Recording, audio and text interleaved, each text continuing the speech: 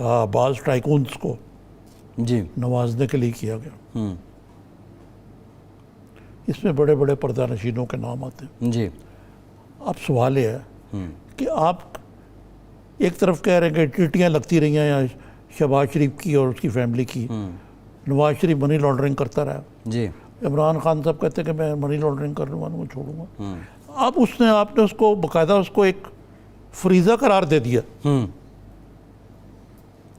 कि देखें ना, फर्ज करें जी आपकी टेक्सटाइल मिल रहा है, मैं साथ ही आपकी एक प्रॉपर्टी की भी कोई फर्म है, कुछ बहुत बड़ी कोई स्कीम है, आप कंस्ट्रक्शन की एक कंपनी बना लेते हैं कि जी मैं तो फ़ायदा उठाता हूँ इससे, तो इधर से जो पैसा है वो उधर लॉन्डर कर लेंगे, अब उधर से आएगा इधर चला जाएगा। तो ये बताइए कि अगर आप खुद ही लो पोल दे रहे हैं तो आप फिर टू एफ वाली बात किधर गई? निज़ामी साहब यही मेरा अगला सवाल था। अब यहाँ पे एक मुश्किल जो बाज़ाहिर नज़र आ रही है, और बाय द वे इससे कंस्ट्रक्शन इंडस्ट्री जो है ना एक मजबूरी माहौल होता है जी। क्या प्रॉपर्टी की बिलें बढ़ेगी? बाज़ाहिर लग नहीं रहा नहीं लगा। क्या इससे बहुत बड़ा को बूम आएगा? जी नहीं, बूम आएगा तब आप ओवरऑल इंडस्ट्री को कोई देंगे, कोई मराहत देंगे, उनको टैक्स हॉलीडेज देंगे, कुछ किस्म की जी जी, नॉट फॉर वन सेकेंड। निज़ामी साहब ये इटसेल्फ, अब ये रिपोर्ट तो चलें इमरान खान साहब ने अपना वादा पूरा किया है, लेकिन इस रिपोर्ट के सामने आने के बाद एक सवाल और है कि आपने FATF के साथ भी एक मरतबा फिर से मोल ली है। आप जो उनकी आप बता रहे थे कि हम आपकी टर्म्स एंड कंडीशंस पे अमल कर रहे हैं, लेकिन ये मिनिस्ट्री एक तरह से आपके लिए फिर से वहाँ मुश्किल खड़ी कर नहीं, सकती वो है। आपने वो डैनियल पॉल के कातलों की जी जी रिहाई नहीं हुई, उससे शायद को थोड़ा बचत हो जाए जी, लेकिन इस पे ये फ़र्क पड़ेगा ज़रूरी है। ये जो इस किस्म की स्कीमें हैं ना, ये उसके एजेंडे में नहीं आती। अच्छा निज़ामी साहब, वो एक ब्रेक लेते हैं, ब्रेक के बाद ज़रा इस पे बात करेंगे कि अदालत की जो अक्सर ऑब्जर्वेशंस हैं आज, मैं तरीन साहब के बारे में भी को आपको कुछ बताना निज़ाम साहब तरीन साहब से मुतालिक भी बात करते हैं, लेकिन ये जो अनाउंस किए गए थे पैकेजेस हुकूमतों की जानिब से, क्या रीज़न है कि वो मुस्तहिक़ीन तक नहीं पहुँच पा रहे हैं? ब्रेक के बाद इस पर भी बात करेंगे, कुछ दीगर मामलात पर भी हमारे साथ रहिए।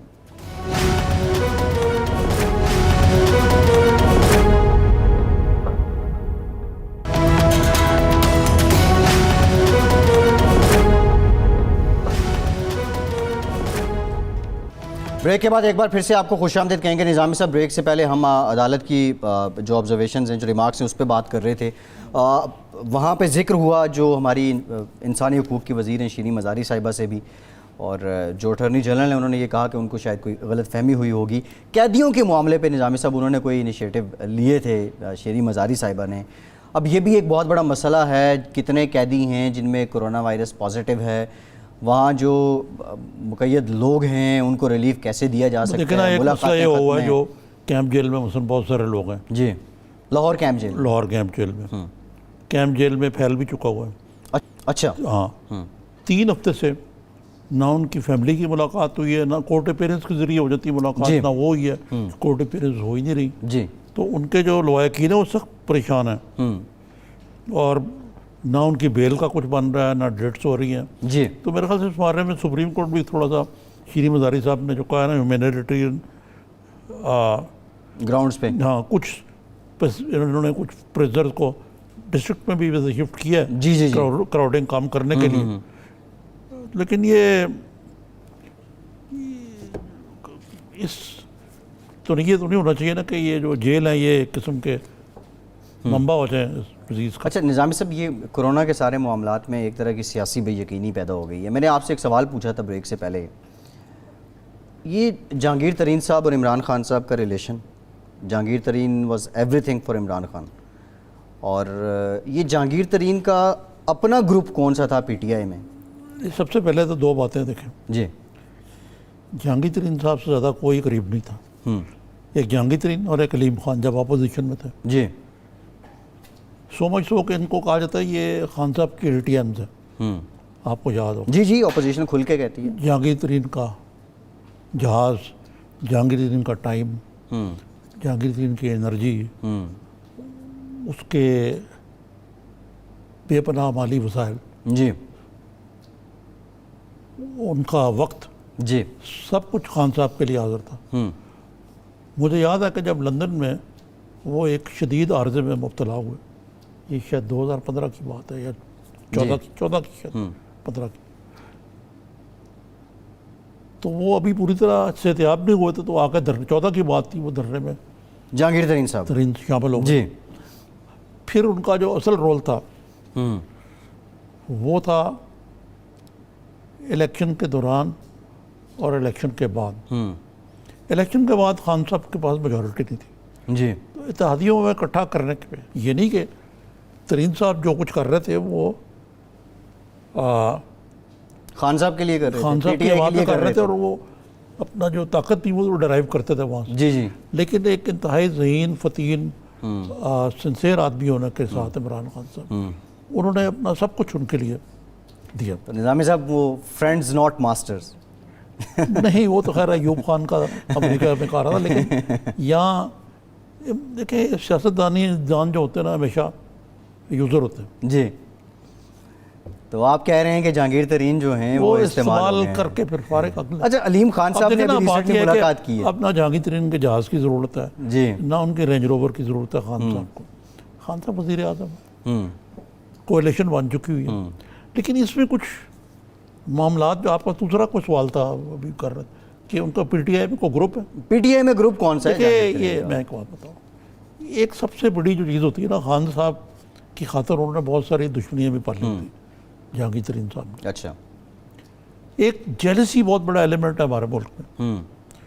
मुझे इसलिए पता कि मैं खुद भी इसका शिकार रहा हूँ जी। अपने अदारे में। अच्छा। वो छोड़े खैर, लेकिन ये मैं बड़े स्केल पे आपको, जहांगीर तरीन साहब इतने ज़्यादा करीब थे कि उनको डिप्टी प्राइम मिनिस्टर कहा जाता था, और वो किरदार भी वो अदा करते थे। जी ऐसा ही है। वीटो पार भी था जी। 24 घंटे वो इन टच थे। इसके बावजूद डिस्क्वालीफाई थे, हर मीटिंग में वो शामिल होते थे। ठीक है जी, जो अहम मीटिंग होती। जी। लेकिन अब देखिए, अब असद उमर का मामला देखें। जी। जब हुकूमत में आया तो असद उमर को बना दिया गया वज़ीर ख़ज़ाना। असद उमर कहते थे कि IMF पे जाने की ज़रूरत नहीं है। जहांगीर तरीन साहब ने कुछ दोस्तों को इकट्ठा किया, जिसमें आरिफ नकवी भी शामिल थे। जी जी। वो खुद थे, शौकत तरीन थे। उनका ख्याल था कि फौरी तौर पे चले जाएं। जाना चाहिए। असद उमर साहब सिरतोड़ मुखालफत करते थे। फिर जहांगीर तरीन साहब की ये रिकमेंडेशन थी कि हमें को और आदमी लाना पड़ेगा। फिर वो हफीज़ शेख को ढूंढ के लाया। जी। अब असद उमर की छुट्टी हो गई। अब असद उमर जो है जहांगीर तरीन को माफ़ तो नहीं करेगा ना, जी। लेकिन जहांगीर तरीन अगर खुद बनता वज़ीर ख़ज़ाना तो फिर को गिला होता ना खान साहब को। ठीक है ना। अब आगे आ जाए आप। असद साहब फिर से लाइमलाइट में आ गए निज़ामी साहब। वो मैं बताता हूँ बाद में, आप वो जी। पूछिएगा ज़रूर। जी। दूसरे नंबर पे शाह महमूद कुरैशी। शाह महमूद कुरैशी का कहते थे कि मैं वज़ीर आला बनूंगा पंजाब का, लेकिन वो सूबाई सीट हार गए। और वो इल्ज़ाम भी जहांगीर साहब वो पे कहते लगा। हैं जहांगीर तरीन ने 10 करोड़ रुपये लगा के मुझे हरवा दिया। जी। अब क्या कहिए इसका। आज़म खान को ये भी शिकायत थी कि यार जहांगीर तरीन जो है मुझे अंडर कट करता है। वो भी अपनी जगह पे, मतलब है कहने का कि वो ये जो शहजाद मिर्ज़ा, क्या नाम है उनका, शहजाद अकबर। शहजाद अकबर जी। ये भी जहांगीर तरीन की मुखालिफ लॉबी में थे। अच्छा। जहांगीर तरीन के साथ कौन था? ये आप कह सकते हैं कि कुछ लोग उनके कदरदान थे, लेकिन साथ नहीं थे। अच्छा निज़ामी साहब उसकी वजह एक जी। कि इन्होंने ये समझा कि मैं इमरान खान के करीब हूँ और मैं मेरिट पे काम कर रहा हूँ। He did not bother. जी। नतीजा हुआ कि अपना ग्रुप बनाने में वो कतई नाकाम रहे। अच्छा निज़ामी साहब, सवाल ये है, अब प्रैक्टिकली जहांगीर तरीन इमरान खान से इस वक्त दूर हो चुके हैं। लेकिन लास्ट रॉ क्या आपने नहीं पूछा मुझसे। मैं उसी की तरफ आ रहा हूँ।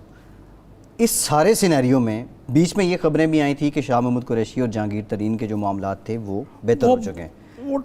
लेकिन यार शौकत महमूद भी इनके साथ नहीं थे।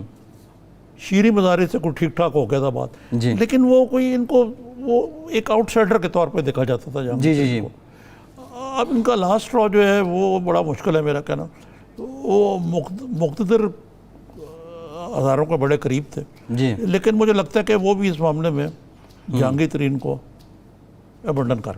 बहरहाल निज़ामी साहब, ये जो इस वक्त एक सियासी बेयकीनी तो है और पाकिस्तान में एक मुश्किल वक्त है, कोरोना की वबा है, न सिर्फ पाकिस्तान में बल्कि पूरी दुनिया में, लोग तवक्को कर रहे हैं कि ये सारी सियासी कुव्वतें ये किसी यकीन के साथ आके अवाम को कोई बाज़ाब्ता रिलीफ मिले, कोई रोड मैप मिले जिसको अवाम फॉलो करें। खुदा करे ये सियासी बेयकीनी भी छट जाए, लेकिन आने वाली जो वक्त है ना निज़ामी साहब, उसमें लग ये रहा है कि ये बेयकीनी बढ़ती जाएगी। प्रोग्राम